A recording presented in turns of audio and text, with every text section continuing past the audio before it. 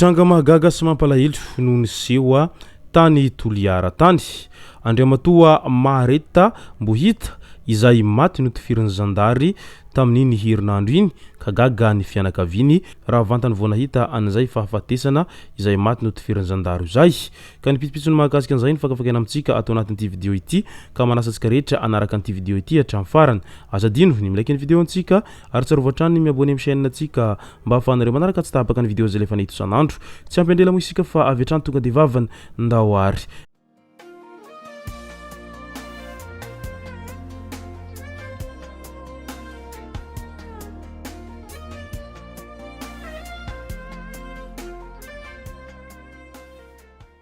Ny tonga tsy miaraba hono na mantezitra ka dia faly miaraba isika rehetra mpanaraka tsy tapaka an'ity chaîne ity tenako amin'ity androandroany ity araka n'izay efa natsipiko zay dia ny mahakasika ny von'olona izay maty notifirin'ny zandary tany Toliara tany no tena impanantsika atao anatin'ity vidéo ity. Fa milohan'izay dia andao aloha resantsika ireto tsara ho fantatra manaraka ireto. Raha boinina 777 miisa 330 ny olona voarorohy ary ny 220 no niakatra fampanoavana tao amin'ny Pâques ny Zoma 12 Aogositra ary ny 20 kosa mbola karohiny.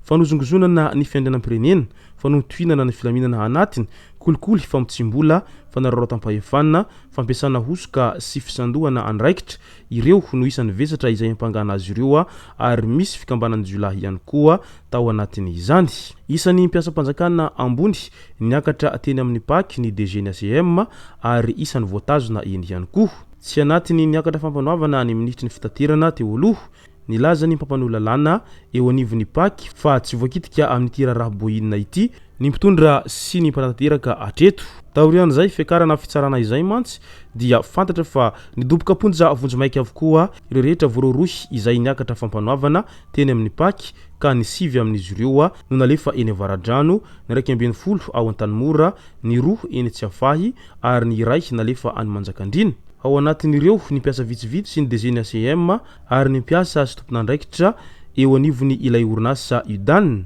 Ny ministry ny fitaterana teo aloha Valérie Ramonjavelo kosa mbola miandry ny Haute Cour de Justice na ACJ araky ny andiany 730 ao amin'ny lalam-panorenana. Voalaza fa efa nisy tamin'ireo voaheloka no niaiky ny heloka vitany. Nilaza tamin'ny Tsipriany ny zavatra izay nataony ary nanonona ihany koa ireo mpiretsi-kombakomba tamin'izy ireo tao anatin'ity raha boinina 777 izay misy laharam-pamantarana malagasy lasa tany Iran ireto. Midika izany fa tena mbola mahamay ity raha boinina 777 ity amin'izao fotoana izao satria efa maro araky ny isa izay voalaza io ireo zay nidoboka amponja tao anatin'ireo voarorohy mahakasika an'ity raha ity ka dia andrasan'ny besin'ny maro araky izany ny hamongorana hatramin'ny fakany ireo rehetra izay tompon'andraikitra tao anatin'ity raha boinina 777 ity amin'izao fotoana izao ary no marihin'izy ireo tsara mo izay hoe tsy tafiditra ao anatin'ity raha ity ny mpitondra fanjakana sy ireo rehetra miaradi aminy ary tsy nampahafantarana an'ity raha ity ihany koa mo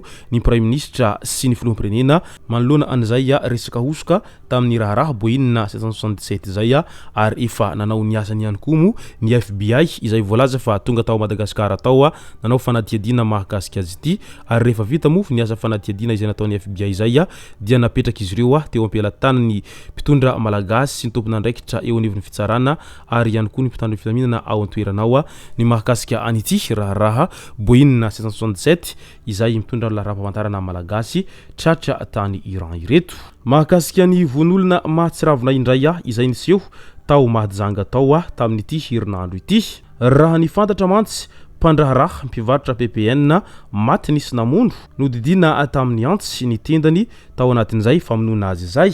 Nandrika ny raha raim-pianakaviana 70 taona no maty nisy namono tokony ho tamin'ny rora sasany tolakandro tany hoany tao ampivarotana tao amin'ny fokotany manga no niseho ity tranga ity. Nodidina antsy ny tendany raha nihita tiany aminy.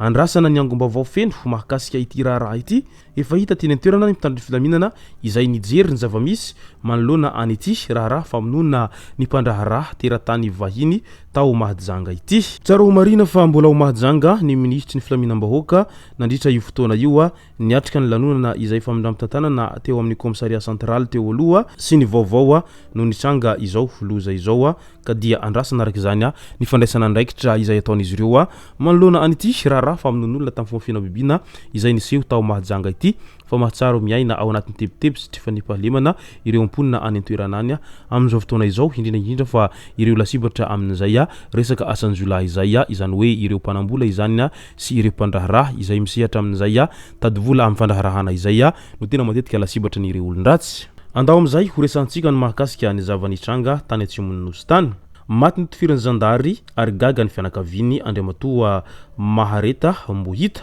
tamin'ny alahady 17 Aogositra 2024 atoandro raha handeha hiantsena eny amin'ny commune Ankilok ity Andriamatoa Mahareta Mbohita ity no nisamborin'ny zandary izay miasa ao amin'ny brigade Ankilok ary nitazomin'ny tao nandritra ny andro vitsivitsy gaga nefa ny fianakaviana fa notofirina izy tamin'iny herinandro iny. Tao amin'ny fokontany Andranolava commune Ankilok district Antoliara faharoa no niseho izany tranga izany.